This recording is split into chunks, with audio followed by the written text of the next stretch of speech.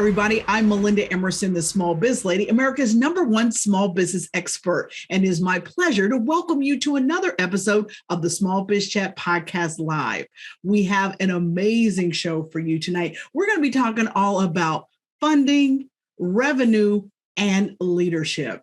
Now, my guests here are going to give us the insight on all the different funding options for your business, whether you're a startup or you're ready to scale. We're also going to be talking to a business coach who's going to give all of us her tips on how to generate more revenue streams in your business. And if you think it might be time to brush up on your leadership skills, well, I have a best-selling author here who's going to tell us about his new book on mentoring. Now, if you think that you're ready to pursue investment for your business, you're going to want to hear from my expert who is an angel investor. She's going to give you her tips for knowing when you are actually ready. And if you're ready to make your money work harder for you, I've got a business coach here who is all about bringing money day and night. And certainly, if you want to build your management skills, my final guest has amazing advice for how to do just that.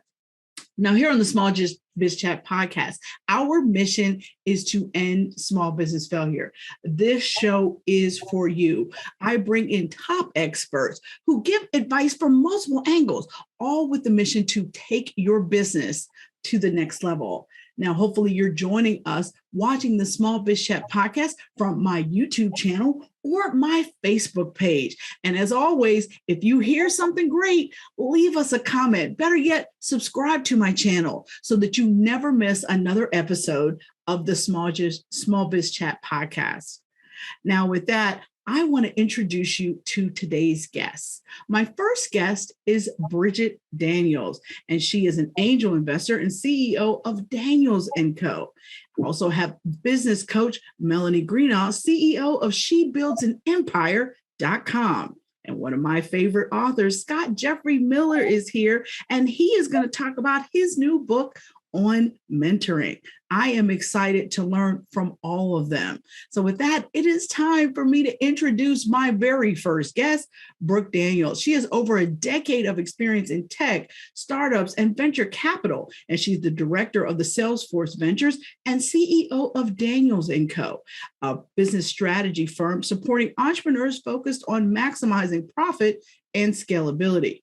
Brooke's passion is supporting entrepreneurs and stemming business failure with her signature Ready Aim Launch system, which helps level up enterprises from startup to seasoned companies. She's held corporate roles at Salesforce, Intapp, AT&T, and BMW Financial Services. For more information, head over to thebrookedaniels.com. Brooke, welcome to the Small Biz Chat podcast. Hello, Melinda. I'm excited to be here tonight. All right, so I got to understand your backstory. I want to hear how it is you went, you built an entrepreneurial business yourself and have become an angel investor. Absolutely. My original background starts as a broadcaster, stumbled into tech. So I actually went abroad to Germany, and instead of pursuing broadcast, fell in love with technology, which brought me to being an operator at startup companies. And from there, had a really incredible journey, Melinda, working at high growth startup companies like Intapp, pivoted to Salesforce. But my husband and I have always had an entrepreneurial bug. And so even working in corporate, I've always been an entrepreneur, trying to innovate, find ways to continue to improve, bring new businesses to life, markets. And my husband and I started with a food truck in our 20s. He's a chef. And so we had a food truck called Street Spice in Charlotte. Everyone asked, what kind of food is it? It was international street food was the theme. So we did really cool internationally themed sliders. And then the rest is kind of history from there. We've had several businesses after that, e-commerce business. We now have a business helping entrepreneurs access business credit, which I know we'll touch on a little bit later. But then beyond that, I wanted to also kind of help tackle the funding gap for women and for founders of color. We know it exists. Less than 2% of the funding in venture capital goes to women and founders of color. And so I just saw it as a place where I could have a really tremendous impact. And that brought me into venture capital and angel investing. So we could write more checks, honestly, to the founders that needed the most. So why do you think that access to funding is so important for business owners? It is crucial for business owners. And it's funny because I think sometimes as a small business owner, we feel like the rules are different for us than for larger companies. But if you look at any large company, I don't care if it's Facebook, Amazon, Fenty, for example, is also a VC-backed company, which a lot of people don't realize. It takes money to make money. And too often, I think small business owners feel like we can just use personal capital to get us through, but we're not seeing what our needs are across the horizon. And I think something like 48% of businesses go out of business in the first 5 years. And a large reason for that is lack of access to capital or just simply running out of capital. All right. So are you suggesting that people shouldn't bootstrap? I don't know that people think that they should only bootstrap, but I think it ends up being people's option. I mean, it's like I tell people all the time, the money to start your business more likely is going to come from your right or your left pocket, right? So what I want to understand from you, do you feel like any business could get investor funding? Absolutely. You can get investor funding. Make no mistakes, though, that you have to have a certain type of business, I think, to get venture capital funding. Venture capital is not for everyone. But I think when people think about bootstrapping, we should widen what we think of that falls under bootstrapping. I think at first we think bootstrapping is personal cash, right? Drain my savings account. I'm going to my 401k. Maybe I'm taking out a second mortgage on my home as bootstrapping.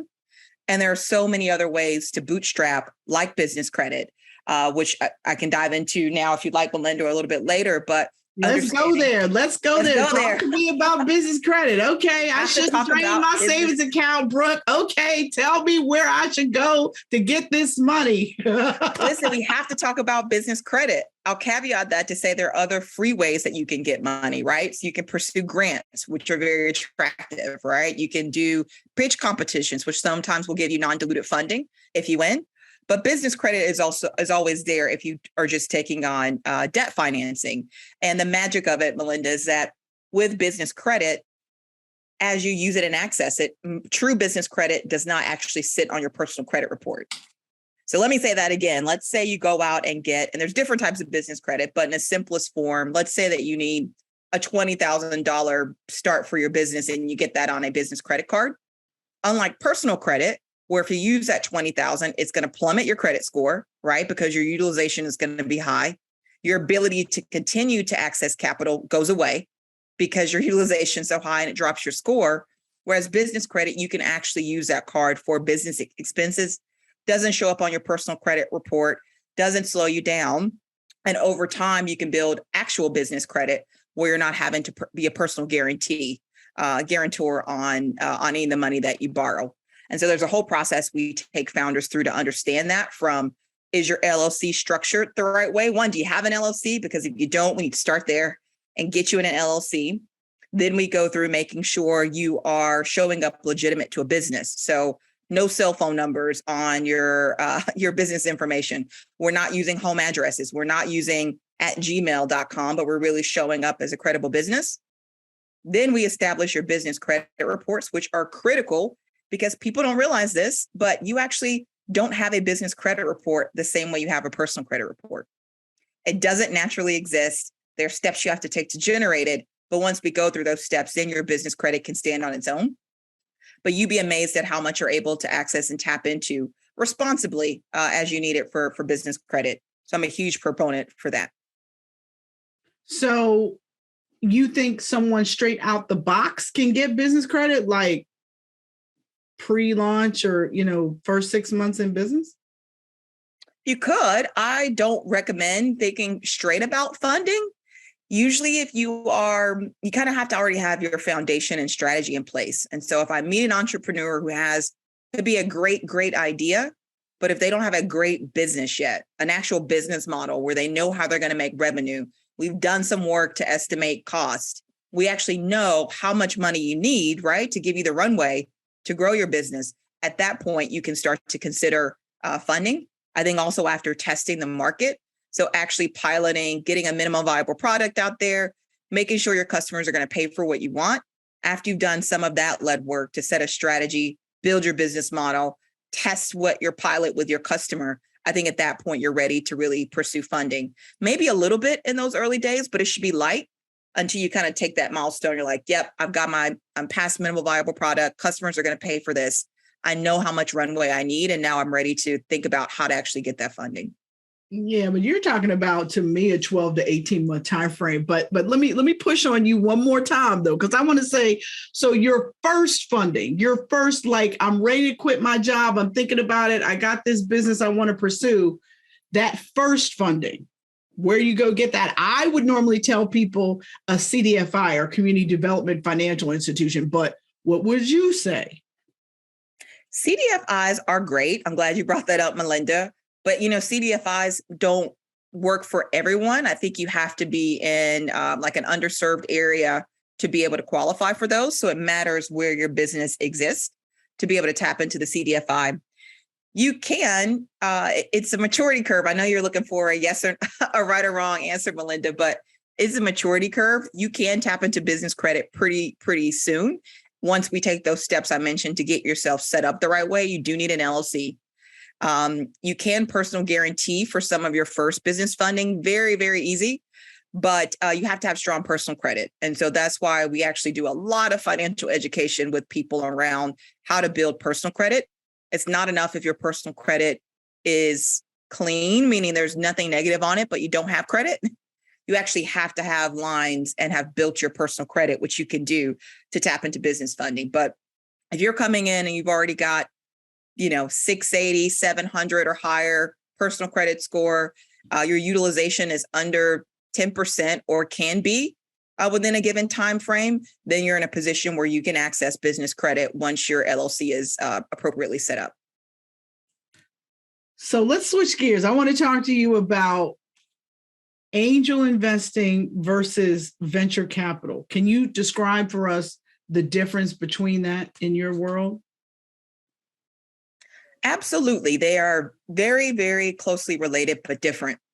And so if you think about the overall venture capital model, it really is around investing in high promising startup companies that are rapidly growing.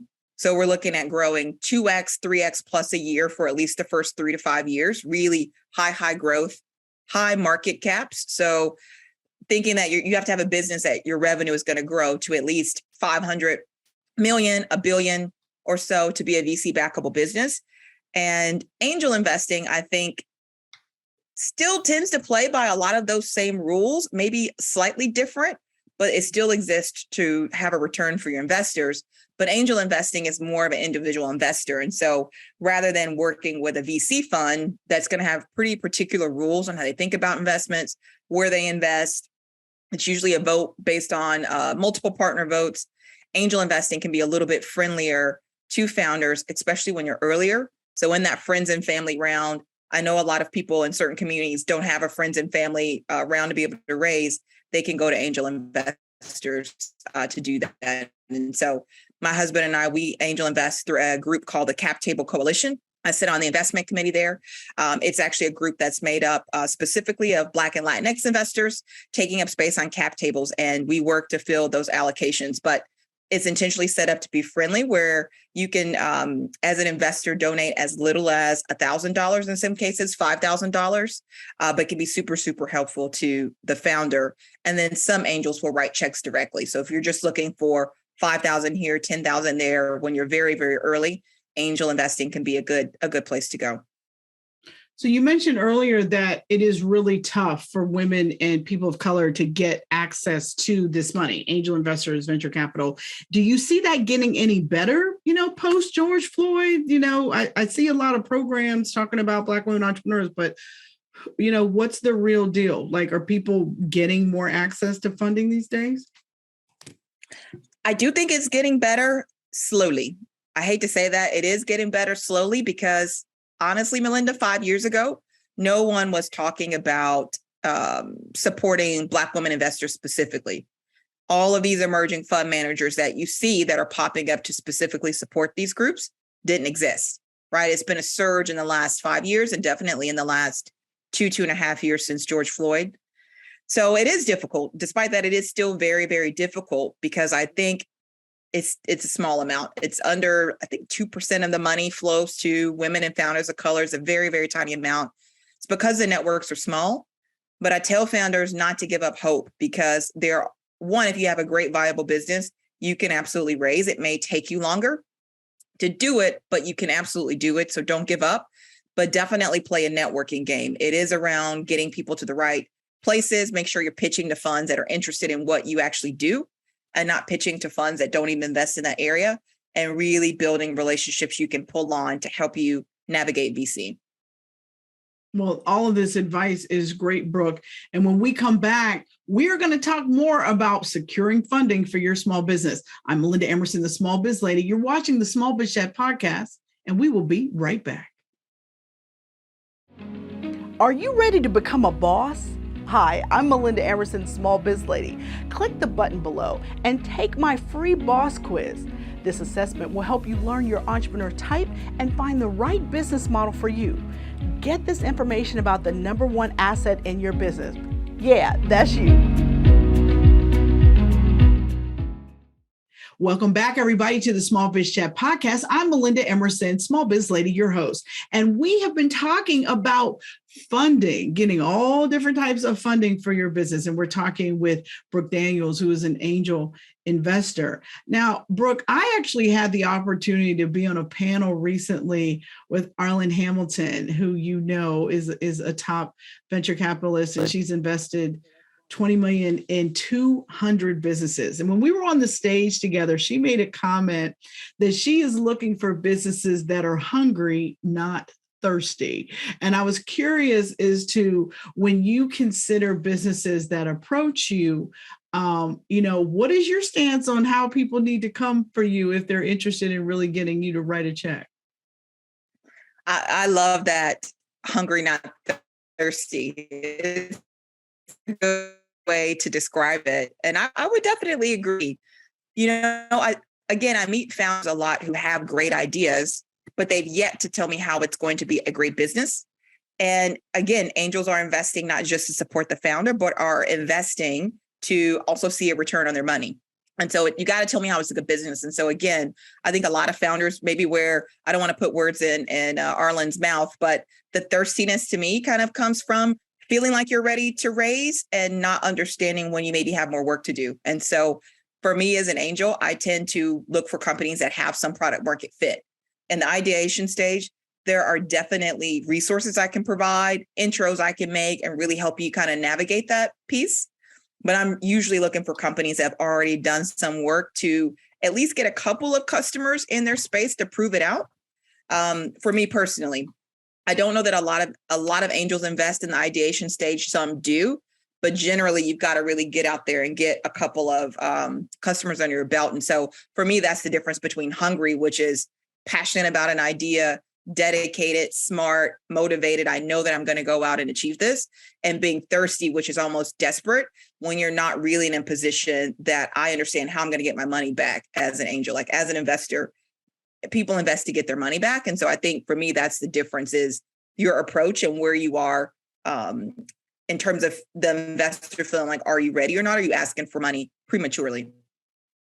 Well, let me ask you about another form of fundraising that I've seen got hot, and I think it's cooled off. And that's crowdfunding. Is crowdfunding still something worth pursuing? Do you see a lot of African-American business owners really being successful with that? I do. I think crowdfunding is viable, and the regulations continue to get friendlier towards crowdfunding. So I actually think we'll see an expansion of it. I think at this point, you can raise up to $5 million crowdfunded from non-accredited investors before you have to raise from accredited investors. That distinction is really huge because, accredited investor is defined as, I believe, someone that has a million plus in net worth, makes $200,000 a year, looking back over 2 to 3 years, or works in some area where they would have a in-depth understanding of securities. And so to be able to raise $5 million from people that don't qualify as accredited is tremendous. So I love crowdfunding. There's some good ones out there. Most people are familiar with Kickstarter. fundable, they're seed invest. We fund a ton out there, but I think they're also very, very valuable, especially if you've got something that you're raising money for that's easy for a consumer or someone to understand and be like, this is really cool. I want to put money in here. Mm-hmm. But I do know that the average crowdfunding campaign only generates $10,000. So I do realize that if you get that hot product, definitely you can go up to 5 million, but most people don't. And so I tell people all the time, it's a great way to get distracted from running your business. So unless you really know what you're doing and you have a really shrewd marketing plan and some people who have done it successfully on your team, it's a hard thing to do. And it might just be better for you to go out and actually pursue customers as opposed to doing it. All right, Brooke, we've got to wrap this up. So tell me, what is the best business advice you have ever been given? Ooh, that's a good one. I would say maybe not, this is going to sound cliche, but not being afraid to fail and move on. I think sometimes as business owners, when we fail, we beat ourselves up. We feel really bad about it. We lost money, right? Usually the mistake has some money to it. We fall really down, really, and sometimes when you fall down, you can lose your confidence, lose your ego. You can even get desperate, right? By taking those punches. And the advice to me was like, don't beat yourself up. You're actually stronger by failing. There are some VCs out there and investors in general that would rather invest in a second-time founder who failed the first time than a first-time founder because of all the things you just have to learn by doing it yourself. And so for me, getting some of that energy to just pick myself back up, not be ashamed, admit that I've made mistakes where I've lost money for the business. Totally, it happens to all of us. But being able to kind of own that and say, what can I take away from it and how can I move forward was just good advice to me, which I would share to anybody out there. It's nothing to be embarrassed about. It actually makes you a lot stronger. Oh yeah, I believe that you don't lose. Some lessons just get to be more expensive than others for sure. Well, listen, Brooke, thank you so much for being with me. But I want you to hang on. We're going to bring you back. But when we come back, we are going to talk with a business coach who can tell you how to build not one, but 15 more revenue streams in your business. I'm Melinda Emerson, the Small Biz Lady, and we'll be right back. Hi, I'm Melinda Emerson, Small Biz Lady, and I want to welcome you to Small Biz Lady University. Our mission here is to end small business failure.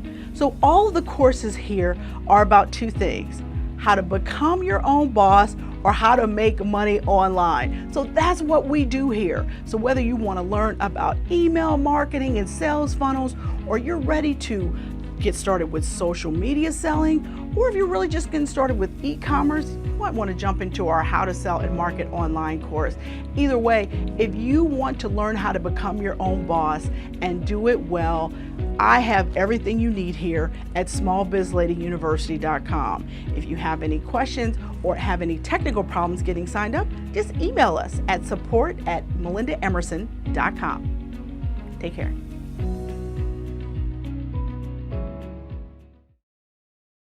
Hi, everybody. Welcome back to the Small Biz Chat podcast. I'm Melinda Emerson, your host, and I am so excited to talk to my next guest.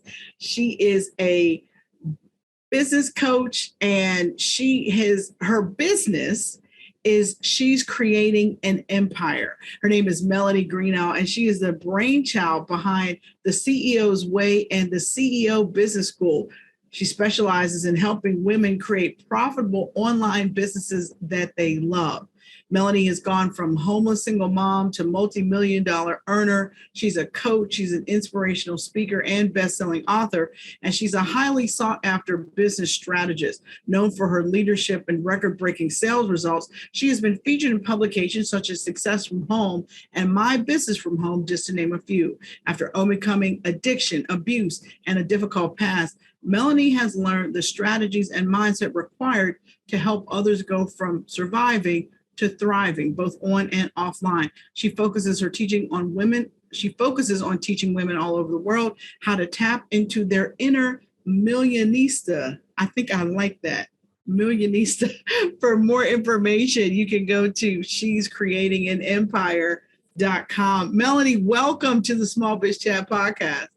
Thank you so much. I'm excited to be here. I love that you're ending the strife for small business owners, because let me tell you, I started out broke, homeless, and thought, okay, wait, I'll get a job. And then I was fired 21 times. So I opened small businesses only to find out after 44 employees and 65,000 a month in overhead, oh my gosh, I didn't know what I was doing. So having someone like you, if I'd had that, it's a really big deal. So congratulations on your mission. It's very, very cool. Thank you. Thank you. So Melanie, you got to tell me the story, right? How did you go from homeless single mom to teaching women how to build multiple streams of income in their businesses? Yeah. So I actually ended up in a women's shelter, had my daughter, she's a year old, on my lap. And I had to figure out how I was going to live, right? Because I had no income. I was going to be a stay-at-home Christian mom. And that was turned on its head, not by my choice, but by actions taken by others. And so I'm sitting there and this woman treated me like I was the scum of the earth, like I was a leech on society. And all I was looking for was a deposit so I could get an apartment so I didn't have to live on the street with my daughter.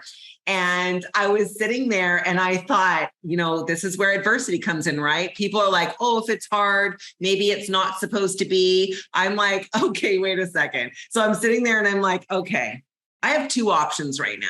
One, I can be a victim and I can go down the path that everyone thinks I'm going to go down and I can end up being whatever. Or I can decide that my financial situation is never going to end up in another human's hands again. And I made a decision in that chair. That was it. I was going to get rich or die trying. Like literally, I was like, that is it. We're done. And so anyway, she ended up giving me a welfare check, which is like social assistance. Went and got an apartment for me and my daughter to live in, which I literally couldn't afford. I was living in the most expensive city in Canada at the time, on $1,100 a month raising my daughter. Like, I don't even know. I would like have change in my pockets, trying to get milk and stuff.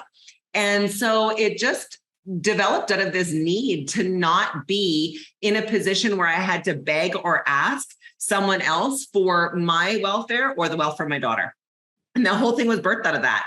And then, like I said, I became a small business owner. I went back to school, got psychology and theology and did all the things, became a pastor, found out that was a quick way to get broke. And so then I opened a business and I really struggled.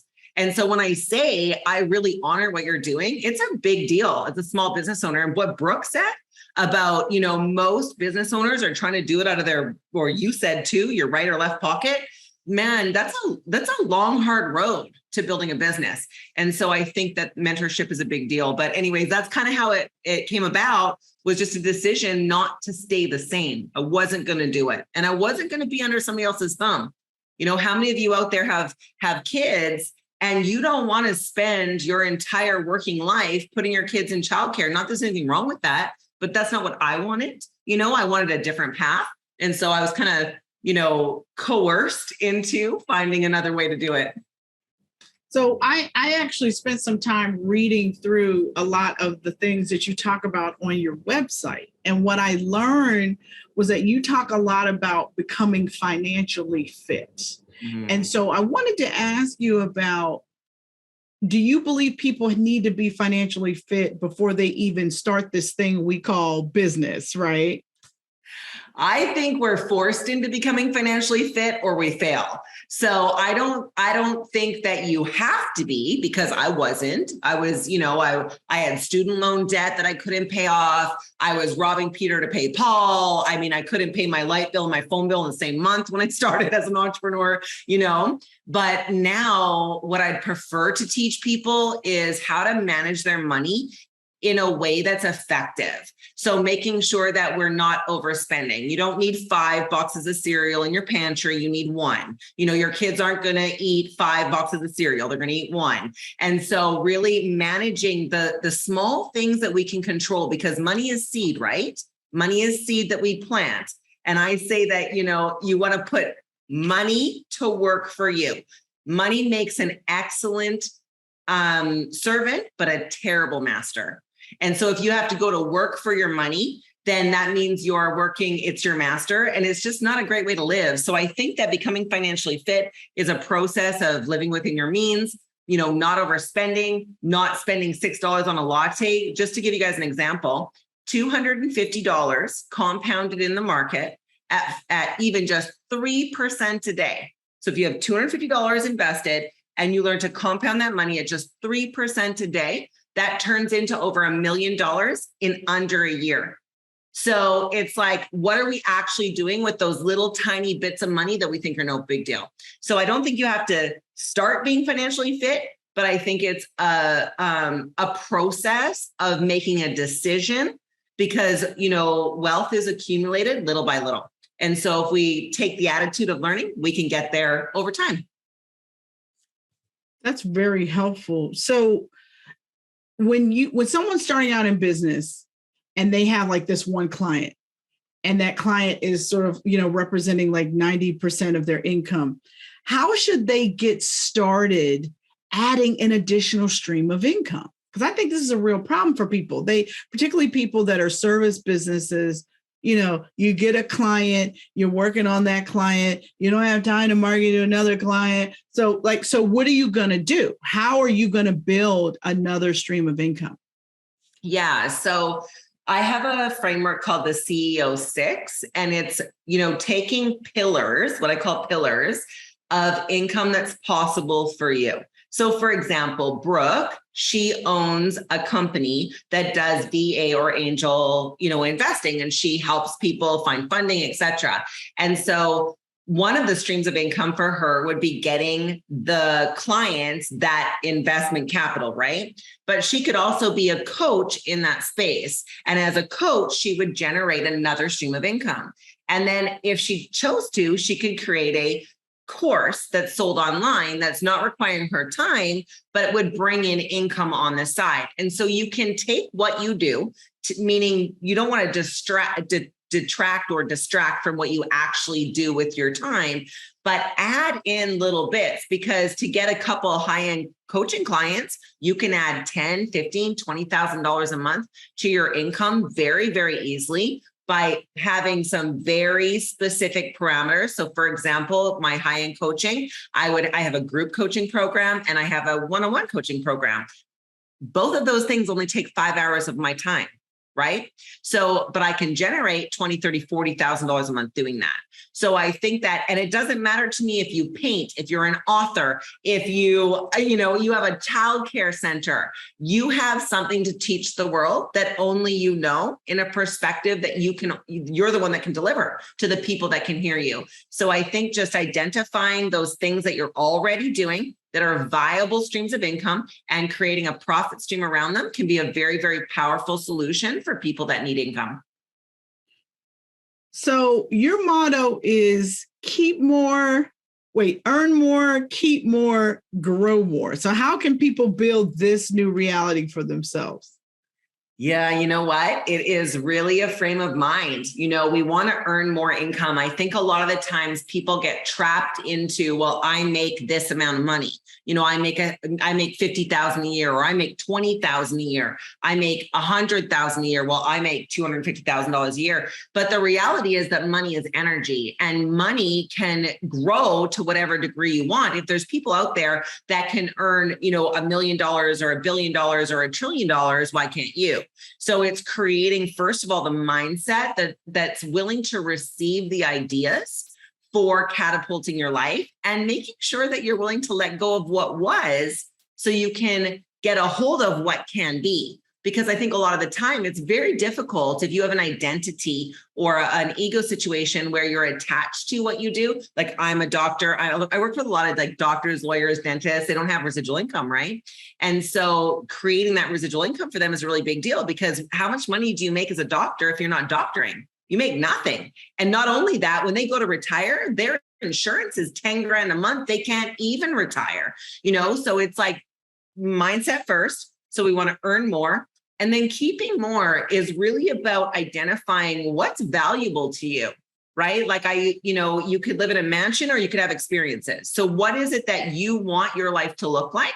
And maybe you want to do both. And then, of course, growing your money. Your money needs to make money. We've got to put that money to work. We want to put little overalls on it, send it out to work, and have it come back with more money. That's the job of money. And so it's like creating a framework in your mind where you can start to think like wealthy people think. And as you take the steps, and I love what you said, Brooke, about failing forward, you're like, that's cliche. That is, it's not, it's not cliche. It's literally failing and being willing to do it over and over and over again until you get it right. Well, one of the things that I noticed is that you love working with women, but you love working with women that want to operate a business out of their home. So is that mostly you work with people that are solo businesses? Is that your niche focus?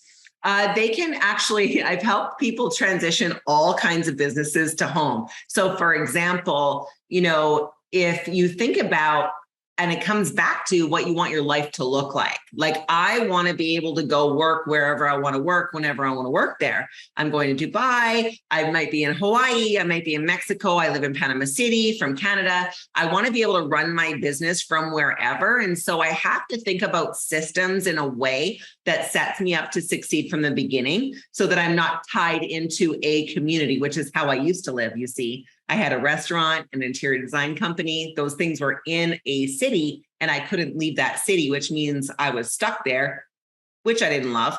So I really am passionate about helping women create a container for their income that's a movable, right? Work from anywhere, location neutral income. And anyone really can do that. I mean, the reality is we have to choose how we're going to earn an income if we want to be location neutral. Obviously, you can't open a childcare center and be the only person running that childcare center and then expect to travel. However, that same childcare center could be set up with a system that would allow you to do that.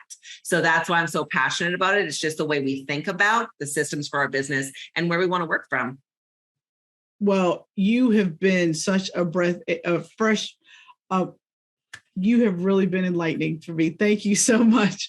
I want to go to break. And when we come back, I want you to talk about helping women find their inner millionista. I'm Melinda Emerson, the Small Biz Lady. You're watching the Small Biz Chat podcast, and we will be right back. Are you ready to become a boss? Hi, I'm Melinda Emerson, Small Biz Lady. Click the button below and take my free boss quiz. This assessment will help you learn your entrepreneur type and find the right business model for you. Get this information about the number one asset in your business. Yeah, that's you. Welcome back, everybody, to the Small Biz Chat podcast. I'm here with my guest, Melanie Greenough, and she is a business coach who has been breaking it down for us how to earn more, save more, and grow more. So with that, Melanie, I want to come back to you about something that I talked about when I first introduced you, which is you say that every woman has an inner millionista. And so I want to know how do I tap into that? If you say that's in me, okay, help me wake her up. Where do I need to find this lady? How do I get it? I love it. One of my mentors said there's shock or repetition, right? Shock is quick, repetition is easier. But we'll go with an easier answer. I really truly believe that we are spiritual beings on an earthly journey. And that when we get here, as a baby, think about as a baby, right? People identify when they get older, they identify as shy or broke or not or whatever. We identify with all kinds of things. But the reality is when we showed up here, we showed up wide open. We learned everything else. And that, as a spiritual being, I'm connected to the source of all things. Like there's no disconnection, right? And it doesn't matter to me what religion you are, race you are, it doesn't matter. What matters is, are you connected to the creator of all the things, right? And I don't care if you call it universe, God, it doesn't matter. It really, to me, it's the experience of knowing that you are really divinely put here at this time for your mission. And the thing is that your thing that you do is so unique to you and your people, right? They can hear your voice, the ones that want to learn from you, grow with you, right? You have your podcast. Your people may or may not be, the same as the people that are going to follow someone else. And so you have a very unique ability to inspire those people. So when I think about waking up the inner millionista, it's like recognizing you were created for expression and expansion. That's what spirit is. Spirit is, right? Spirit, the word spirit means breath, right? Breath of life, breath of God. And you are meant to be here to experience love, joy, peace, harmony. And if the struggle is what you're in right now, recognize it's only because you're identifying with the struggle. So if we take a minute and we say, well, why am I choosing to struggle? What if I chose not to struggle? What if I chose to elevate past where I'm at right now? What if I ask myself better questions? What if I stopped asking myself, how do I pay my bills? And I started asking myself, how do I get wealthy? What if I stopped asking myself, what if I just had enough? Or what if I could only? And started to expand our idea of what's really possible, because the reality is you can think, be, and do anything you set your mind to. I'm living proof that if I can do it, anyone can do it. I'm a train wreck 10 ways to Sunday, So it's like, if you can really start to identify the energy and power that you have, right? And your thoughts become things. And that's the final thing I would say. If you're going to focus on something, why would you focus on just surviving or just paying the bills or just making payroll or just getting your business? Why wouldn't you choose to ascend to a much, much higher level? Because whatever you focus on is going to grow, right? And so when I was making $1,100 a month, I already said I was going to get rich or die trying. And I really meant it. I focused every single day on making a little bit more, keeping a little bit more, making a little bit more grow. And soon enough, I was so far from where I started that I didn't even recognize my life anymore. So I think it's really important that the inner work that you and I have to do, of course, no one can do it for us, right? We have to choose it. We have to do it. And it can be tough, but just let go of the struggle and choose to elevate. And I think you're going to find that if you ask the right questions, everything can change. So what would you say is your biggest takeaway from your entire entrepreneurial journey? Man, go ahead and tell me I can't. I dare you. Right? Like I literally, that's right. Right? Go ahead, try it. I think that the biggest takeaway for me has been that people are continually and always going to not believe in you.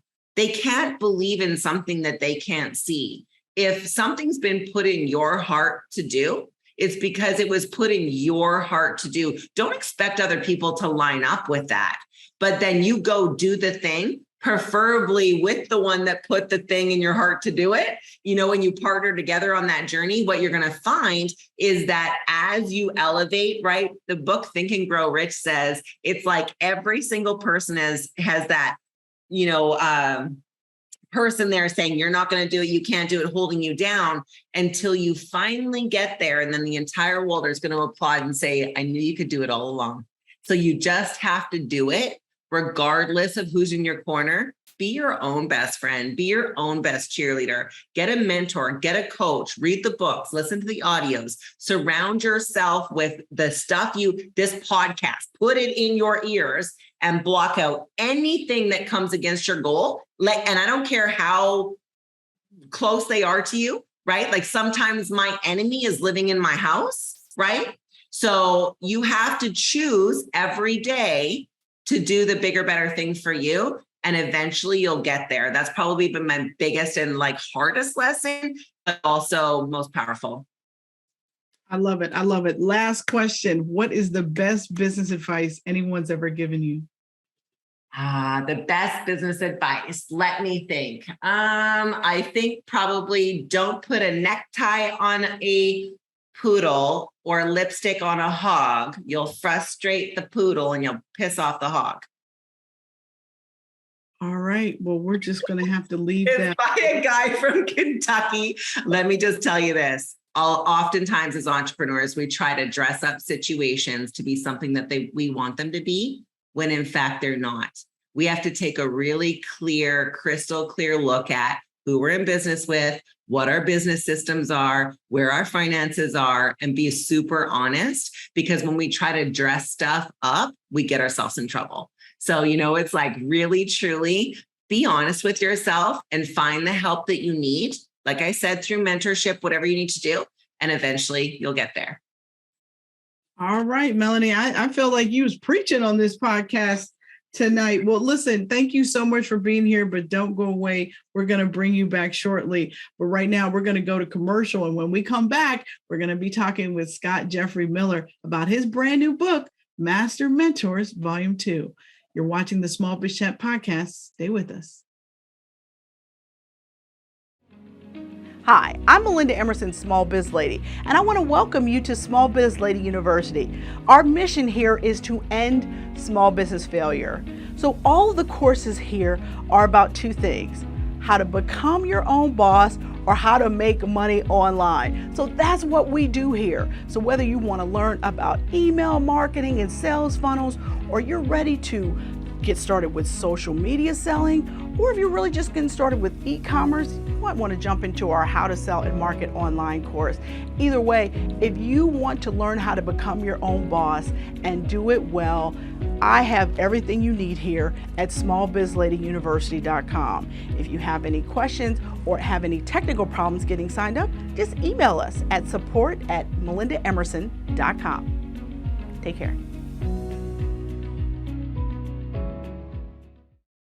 Welcome back to the Small Biz Chat podcast. Hopefully you're joining us on my Small Biz Lady YouTube channel or my Facebook page. As always, if you hear something clever, leave us a comment. And if you want us to tackle a topic, leave it in the comments, because I want to make sure that you get what you need from what we're doing here. So with that, let me introduce my next guest. Now, I have to take a little point of privilege because he is one of my favorite business authors. His name is Scott Jeffrey Miller, and he is a leadership expert, and he is a keynote speaker, best-selling author. He's the creator of Ignite Your Genius Career Coaching. He's the former CMO of Franklin Covey Company, and now he serves as a special advisor on thought leadership to Franklin Covey and hosts their podcast on leadership. He keynotes for clients worldwide, writes a column for Inc., and he's the author of the Mess to Success book series and the Master Mentor series. His latest book, Master Mentors Volume 2, 30 Transformative Insights from Our Greatest Minds, features insights from leading thinkers, including Guy Kawasaki, Tiffany Altschul, Marie Forleo, and Ed Mylett. For more information, go to scottjeffreymiller.com. Scott, welcome back to the Small Biz Chat podcast. Melinda, thank you for the spotlight. Thank you for the platform.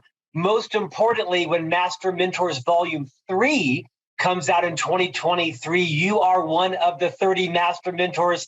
Looking forward to sharing some of the transformational insights from you on the podcast that I host. Oh man, that's a serious compliment, because I know you only interview A players, right? You don't fool with these B player people that want to be. You don't fool with those people. So I feel very honored that you would even think of me. So one of the things that we have never talked about on this podcast, Scott, was what made you leave Franklin Covey after 25 years. You're the CMO of the company. What in the world made you decide, okay, I know what I'm going to do.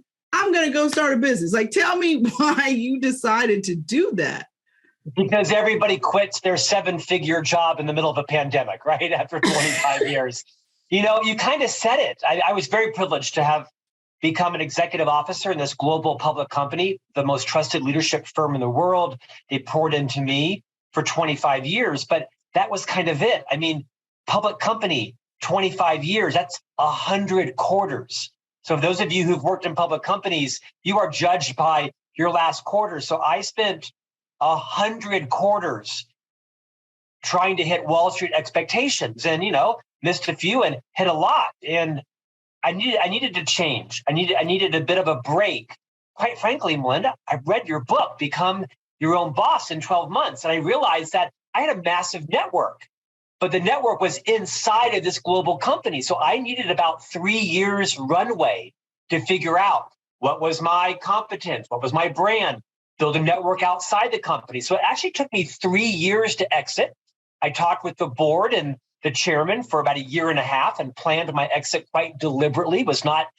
I wasn't public about it, but I was very strategic and very trustworthy about it. And I think because I took such a long runway to methodically plan my business, followed a lot of the points in your book, Become Your Own Boss in 12 months, it has launched me into success probably faster than I would have otherwise, although I am haunted and listening with riveting attention to both Melanie and Brooke when it comes to cash flow and understanding how to make your investments and build your network.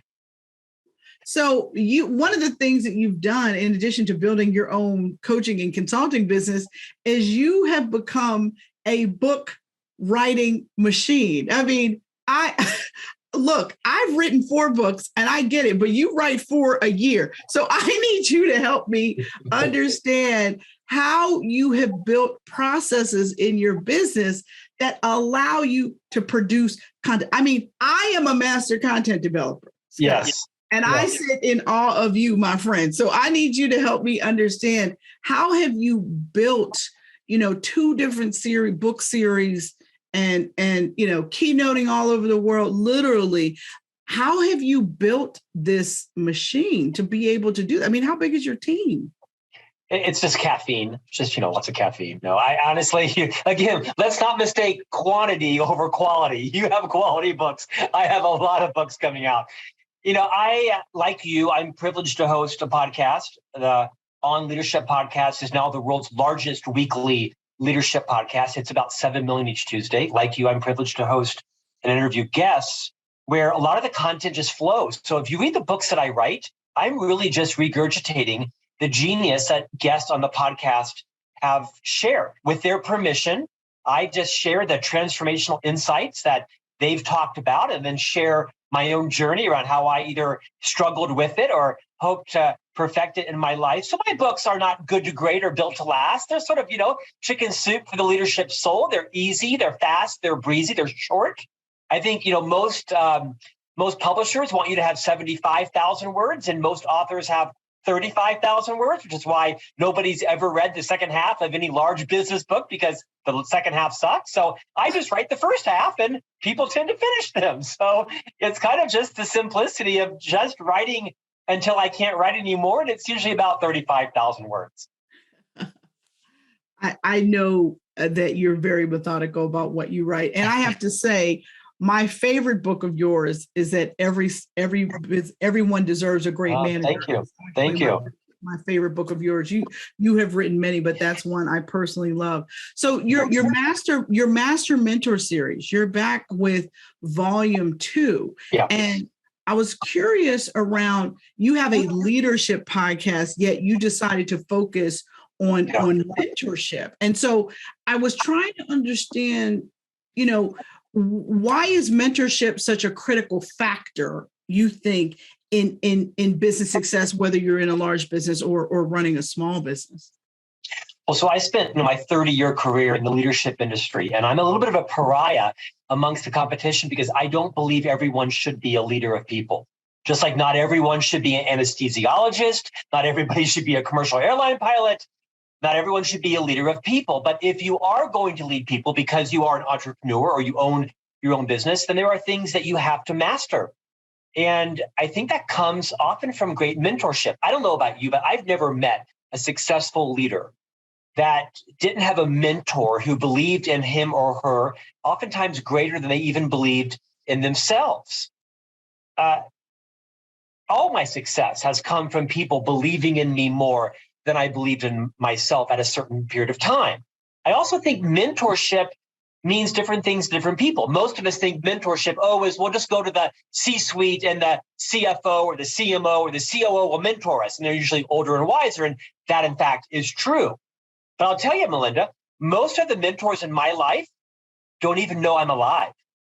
I've either read all their books or listened to all their podcasts or watched their TV programs or chased them around the nation, listening to them keynote. I'm kind of a deadhead on the leadership side, right? I like to watch and listen to people that have mentored me. Most of the people that have mentored me have had a fundamental impact on my leadership skill because I was open. I was curious. I stopped trying to be the genius, but moved to become the genius maker of others. To quote Liz Wiseman, who wrote this seminal book, Multipliers. I think it's the best leadership book ever written. If you are a leader and struggling to become a better leader, one of the master mentors from volume 1 is Liz Wiseman. Her book, Multipliers, changed the leadership landscape. So I think mentorship, both as a mentee and as a mentor, are instrumental on everybody's path to leadership. It's a journey. We're learning, we're maturing, 2 steps forward, 1 step back for all of us. In my case, 1 step forward, 2 steps back for most of my career. Well, one of the things that I have always thought since I've become the small biz lady was that you really do have to grow yourself to grow your business. And I think that a lot of that is about how can you become intentional about growing your leadership skills. Yeah. Because I think there's all these people out here saying, oh, you're a born leader.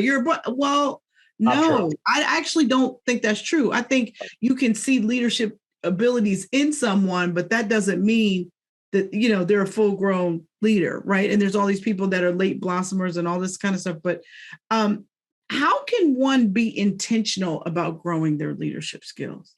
I think Melanie said it so wise when she talks about how important it is to recognize if and when your identity, your sense of self is caught up in your title. It's caught up in your positional power.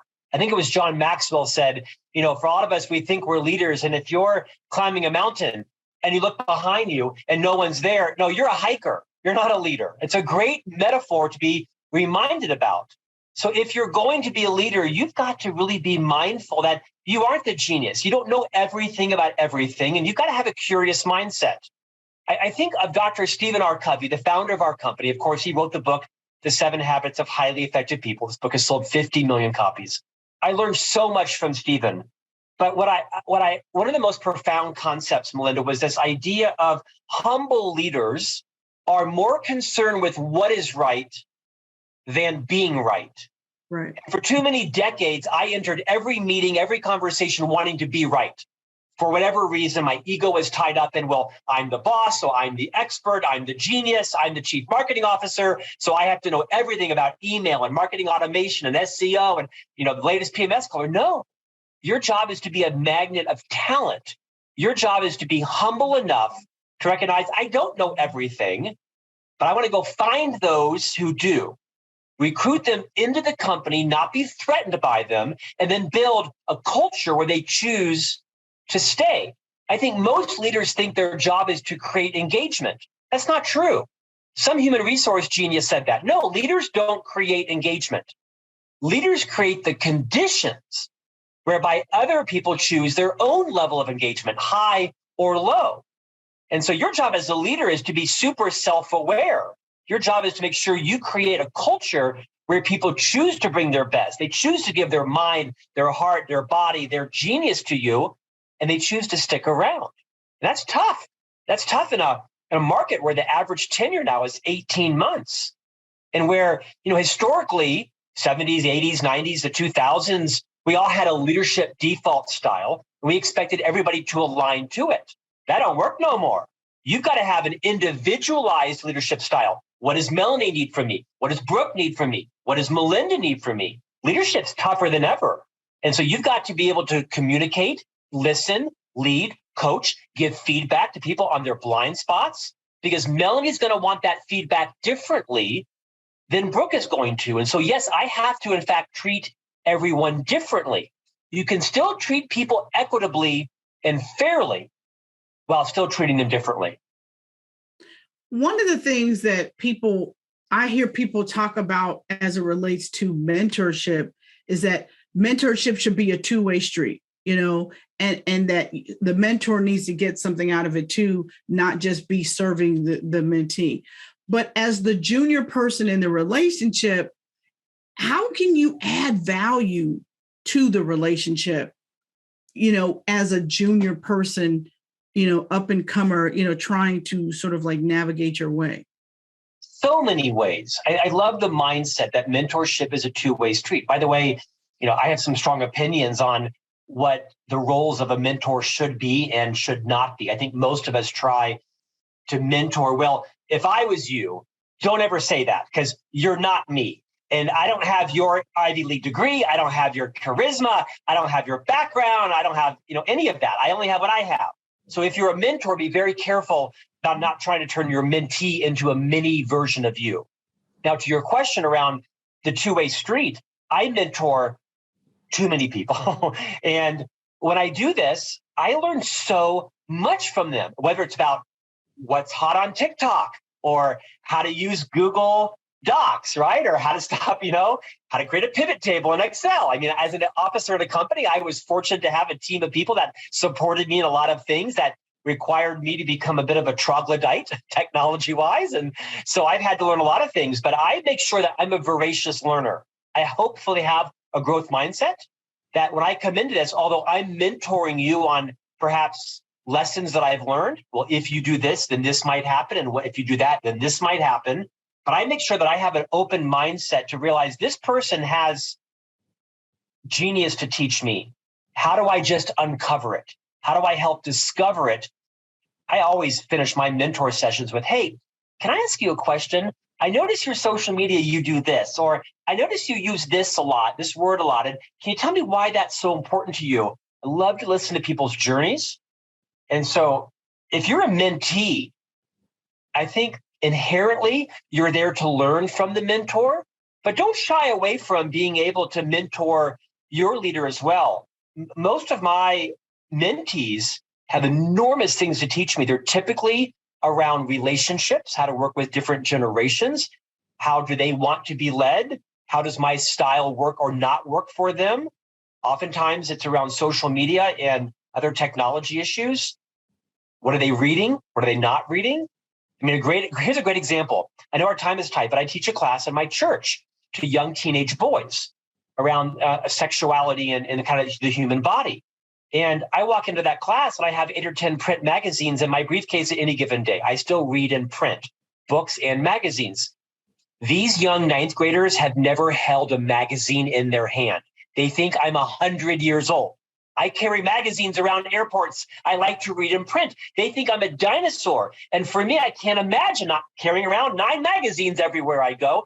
And so I like to figure out, so how do you read? Hopefully they do, but it's fascinating to learn from them, who's my future reader? It's not them. My books have to be in audio and in video. So I produce every book. I read my own audiobooks, and now I produce my books in videos. You can watch my books now in 45 minutes because that's the next generation. I learned that from my mentees. Interesting. Well, speaking of books, let's talk about your new book, Master Mentors, 30 Transformation Insights on Our Greatest Minds, Volume 2. You've got some of my friends in this one, Guy Kawasaki, Tiffany Alcho. I have never met Marie Folio, but I have been in the same room with Ed Millett. So tell me about your favorite interview from this book, from the new book.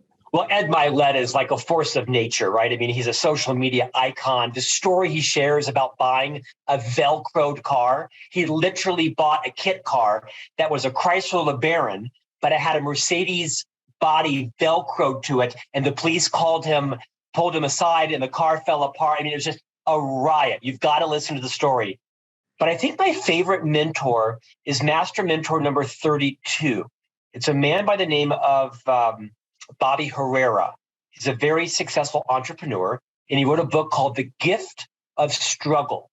He's Mexican by birth and Texan by choice, and he wrote a book that just talks about how important struggle is in our lives. Melanie and Brooke both talked about that in their sections, and he shares a story of how when he was in high school, he and his brother played on the high school football team. And he was, I think, one of 9 children, so economic means were pretty tight, and every Friday night, the football team would take the bus after playing football and go to a local restaurant. And all the kids would get off the bus and go have dinner, except for the Herrera brothers, because you couldn't both have football cleats and dinner. So Bobby and his brothers stayed on the bus every night. Everyone knew they didn't go into dinner until one night, one of the fathers came back on the bus. Now, this was not Ruth's Chris. This was like Sizzler, right? It wasn't, a super expensive dinner, but there wasn't even $6 for dinner. One night, one of the fathers came back on the bus and said, "Hey, gentlemen, I want you to be my guest for dinner. I'm going to pay. No one's going to know. And all I ask in return is that someday in the future, you do the same for somebody else." And Bobby says it was the first time in his life he ever felt seen by another person. He felt invisible. He couldn't see a day in front of him. And this one guy named Harold Teague, a fairly successful businessman, a father to one of the other players, boarded that bus and invited them to dinner on his tab. 30 years later, Bobby becomes this wildly successful entrepreneur, launches this book called The Gift of Struggle. I encourage all your listeners, don't buy my book. Go buy Bobby's book, The Gift of Struggle. Go buy Melinda's book. Go buy Liz Wiseman's book. 30 years later, he launches this book in front of 150 friends. He finds the father that he hadn't talked to in 30 years. His name was Harold Teague. He was still alive. He flies him into the book launch party, and he shares this whole story. Not a tear, not a dry eye in the house. Standing ovation. Harold Teague flies back home, calls up Bobby Herrera the next day and said, "I remember this, but I had no idea the impact on you." And the moral of the story is simply, who have you made feel seen today by a really well-earned, deliberate, specific compliment? Like perhaps a hand on a shoulder. Something like, "I love how passionate you are about your family. I love how focused you are on the quality of your work."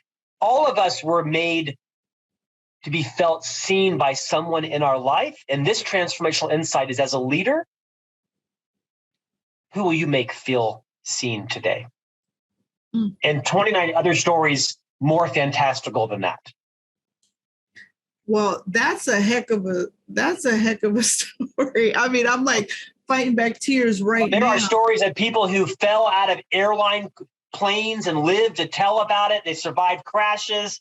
Remarkable story. Wait till volume 3 when you read the insight from our host, Melinda Emerson. That's going to be good. Oh gosh. Well, listen, you like, we saved the best for last. I think that was not hardly. I am in the presence of greatness with Brooke and Melanie. Not even close. Not even close. Well, listen, I want to bring all of you guys back really quick for our panel. We just want to bring everybody back. We call it our Hit It or Quit It panel. And you guys, this is how it works. So all 3 of my guests come back. I ask each of you the same question, and you only have 30 seconds to answer. And you cannot repeat somebody else's answer. So Brooke, we haven't heard from you in a while. So the first question is coming to you, then Melanie, then you, Scott. And then we'll reverse it. All right. So the first question is, what is your favorite podcast? Melanie, what is your favorite podcast? Oh, not Melanie, excuse me. Brooke, what is your favorite podcast? Ooh, I really enjoy Bigger Pockets. It's a real estate investing podcast, if you've never heard about it, but it's fantastic for all types of real estate investing. It's a secret passion. So if you want to get started with fix and flip, short-term housing, tax liens, doesn't matter what it is, Bigger Pockets has it all. It's fantastic. Love it. Love it. Melanie, what's your favorite podcast? Probably Gabby Bernstein, because she tackles business, branding, and spirituality. I've met Gabby. She's a nice lady. Yeah. All right, Scott, what is your favorite podcast? There's one out there called On Leadership with Scott Miller. The guy is, no, I'm kidding. It's not my, I love everything that Seth Godin does. I love his podcast interviews. I love his blog posts. I love everything. If you aren't following Seth Godin, go to sethgodin.com. The guy has a level of insight around entrepreneurship, leadership, marketing. Remarkable. Go to sethgodin.com. His resources are enormously abundant. He's amazing. He always has been. All right. Next question. Melanie, I'm coming to you first, then Scott, then you, Brooke. What is your favorite business app? Oh my gosh. Don't even get me started. Okay. I'm going to give you Trello. Trello. Trello is a project management app that allows you to, in lists or cards, so pictures, organize information, move it around how you need, assign teammates, do all the things. I love it. Awesome. All right. Scott, what's your favorite business app? Because I am not, I love Calm. This app is so awesome in the evening time. It allows me to kind of decompress, be more present for my wife. I'm not a calm person. No one has ever invited me to give the eulogy at a funeral. Evacuate a burning building, yes, but not a eulogy. So I think Calm brings a level of peace and harmony to my evenings that my family desperately needs from me. You asked. All right, Brooke, what is your favorite business app? I think I'm going to go with Zapier, which is like a super simple back-end process automation tool. But it's amazing because it helps you eliminate all of these small, little, tiny things that you do manually to integrate. Someone signs up and I've got to send that information to my CRM and it's got to get to my newsletter list and it's got to go here. And rather than do that, Zapier allows you to automate. And so it saved me a ton of time using Zapier. I'm a big Zapier fan too. All right, last question, guys. I'm going to ask each of you, what is your favorite business book? Scott, I'm going to start with you this time, then Brooke, then Melanie, your third. Well, I'm going to repeat it because I said it during my portion. I think it's Multipliers. Liz Wiseman has done a masterful job of identifying what she calls our 9 accidental diminishing tendencies. And that once you realize whether you are the optimist or the pace setter or the always on or the idea person, you can minimize those diminishing instances and create more multiplying moments. I'm an evangelist for Liz Wiseman's book, Multipliers. All right. All right. Melanie, what's your favorite business book? Oh, come on. That's so hard because I'm an avid reader. I probably read 10 books a month. Oh, gosh. I'm going to go with either Linchpin or It's Not About the Coffee. It's Not About the Coffee was written by the CEO of Starbucks, and it tells the story of, you know, you can sell coffee or you can sell an experience, and connecting with people emotionally is how you're going to build a brand that lasts. And he's very honest in his book. He's very, you know, candid, which is cool because he talks about the growth and the pullbacks that Starbucks has had. That was a game changer for me. But Linchpin, and I mean, there's 100 other books that I would say read. Just read all the books. Linchpin is a good book too. All right, Brooke, what's your favorite business book? So many, but I think I'm going to share. There's so many, right, that we could dive into. But Profit First by Mike, I'm going to mispronounce his name, Michalowicz. Oh my God. Good. So good. Everyone, thank you. Just mic drop, good. right? Mic So drop. Which I had a chance to meet Mike. He was fantastic. When I was filming my course, we were filming at his office. And I was like, have you read that book, Profit First? And she's like, his office is right here in this building. And so he came up. We got a chance to meet. He autographed a book. It was fantastic. But the book starts off with Mike sharing how he's had this incredible exit as a business owner, sold his business. Long story short, he makes some different investments, thinks about using the money in different ways, and ends up, I think, right around Valentine's Day with no cash left. And his daughter brings him her piggy bank and is like, here you go, Dad. We can use my bit. Just this really humbling moment. And how he rethought business ownership, and everyone's nodding here, and what it means to profit first, and just a really impactful book. I think every small business owner or aspiring entrepreneur should read it. So, Brooke, I went to college with Mike Michalowicz at Virginia Tech. I've known him a very, very, very, very long time. I have the first edition of Profit First with the blue cover.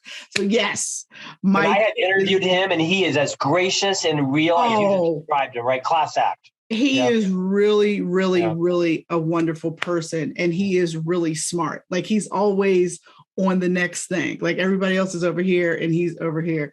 One of my other favorite books by Mike is Pumpkin Plan, which is another really, really, really good book by him. But my favorite business book is Disrupt You by Jay Samit, because he says, in order to disrupt the world, first thing you got to do is disrupt yourself. And I love that book, and I buy it and give it to a lot of young people, because I'd be like, you know, they all want to change the world. I'm like, okay, start with this. Well, listen, you guys have been so gracious and awesome tonight. I can't thank you guys enough for coming on the Small Biz Chat podcast. Thank you, Brooke Daniels. If you guys want more information about how she helps small businesses, go to thebrookdaniels.com. Thank you to business coach Melanie Greenough. If you want to learn how to build new revenue streams, she is the right one to call. Go to shescreatinganempire.com. And special thanks to leadership expert and bestselling author Scott Jeffrey Miller. Everyone, go out and grab his brand new book, Master Mentors Volume 2. I promise you it's a good one. And if you're interested in learning about what kind of boss you might be, head over to bossquiz.com. It's not a quiz. It's actually going to give you a 12-page business assessment about what is going to be the right type of business for you. I'm Melinda Emerson, the Small Biz Lady, and I'm so glad that you spent time with me on the Small Biz Chat podcast. And I will leave you with this. You never lose in business. Either you win or you learn. God bless everybody.